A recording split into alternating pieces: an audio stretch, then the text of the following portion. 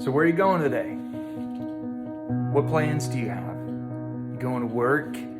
Some of us are sending our kids off to school. Some of us have meetings at a coffee shop. Some of us are going on a business trip. Some of us are going out to the park to enjoy the last days of summer, even though it is blistering hot. Where are you going today? That's my question. My name is Jason Phelps, Discipling Director at Gloria Day in Houston, Texas, with today's Missional Minute. Today I want to talk to you a little bit about proximity and about patterns and about patience, and to remind you of who you are. So you and I have been called by God as everyday missionaries. It's our vocation, it's part of our identity. We're going to hear this Sunday in the sermon that just as the Father sent Jesus, Jesus has sent us. And I got a quote about that: there is no such thing as an unsent Christian, no such thing as an unsent follower of Jesus. And so I kind of want to set this up for this Sunday's message,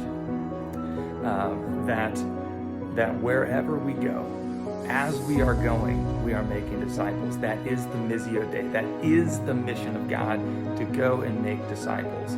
So the question is, where are we going today? And how are we going to make disciples? For a lot of us, we know that we're going through the blessed rhythms, these 5 missional practices to bless the world. Because as we bless the world, we know that this harkens all the way back to Abraham, right? God made a covenant and said, you will bless the world, I will bless you. And so I don't want to give too much away from the message, but I want you to think about where you're going today. How can you do that with purpose and intentionality? Going in, listening to God, keeping our ears open, and seeking ways to bless people. So remember, let's begin with prayer. We're going to listen to God. We're going to listen to God and others. And as we are going, I want you guys to keep an ear on the Lord, an eye on people, an ear on people, and think about, okay, in all these places I'm going today, how do I represent Jesus? How can I bless somebody? Let's stay in prayer. And so we have proximity, we need patience and purpose and patterns. And so here's one last thing that I want.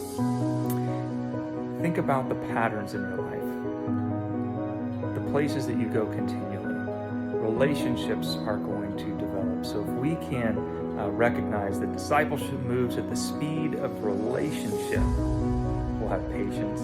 We've got to put ourselves in proximity, and we have to have those patterns so that when we put ourselves in proximity, we will then develop the relationships.